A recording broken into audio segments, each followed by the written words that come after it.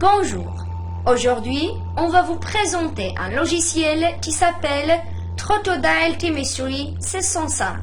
C'est un laboratoire virtuel qui comporte plus de 100 produits chimiques et permet aux enseignants et aux étudiants de simuler simplement et en toute sécurité des différentes réactions. Alors, sur l'interface de ce logiciel, il existe une barre titre où se trouve le nom du logiciel. Au-dessous, on trouve le ruban qui comporte plusieurs rubriques. La première nous permet d'ouvrir une nouvelle simulation, de l'enregistrer, etc. La deuxième sert à copier, coller, sélectionner, etc.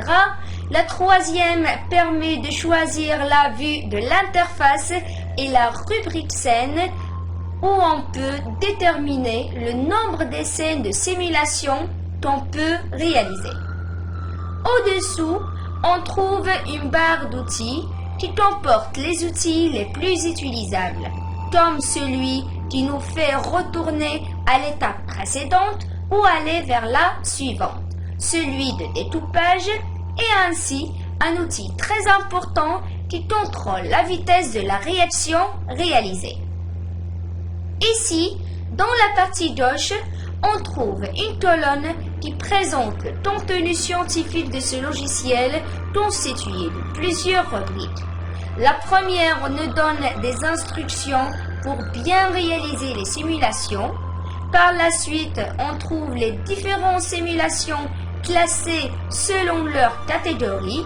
Et à la fin, on trouve un document qui nous permet d'enregistrer la simulation réalisée. Maintenant, on va prendre un exemple illustratif pour vous clarifier la manière de travail sur ce logiciel. Tout d'abord, on doit choisir la simulation qu'on veut réaliser. On prend à titre d'exemple la classification des matériaux et plus précisément l'interaction des atomes entre eux. On trouve ici les espèces chimiques qu'on ait besoin pour réaliser la simulation. La zone en dessous donne les étapes nécessaires et les instructions pour bien réaliser la simulation. Tout d'abord, on va verser de l'acide chlorhydrique dans le bécher, puis on va ajouter du fer. En cliquant ici, on trouve des outils. Dans le premier, dans l'équation de la réaction qui se produit dans le bécher. Cette équation peut être affichée sous forme d'ions, de symboles d'espèces chimiques ou de mots. Le deuxième affiche l'animation des interactions des atomes et des ions présents dans le bécher durant toute la phase de la réaction. Le troisième utile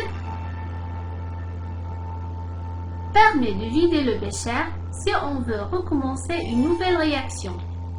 Et le dernier sert à ajouter des remarques. Et pour mettre en pause ou reprendre la réaction, il suffit de cliquer sur ce bouton. Ainsi, pour contrôler la vitesse de la réaction mise en œuvre, on utilise cet outil. Finalement, pour enregistrer l'animation réalisée, on utilise ce bouton-là. Espérons que notre explication a été bénéfique pour vous. Merci pour votre attention.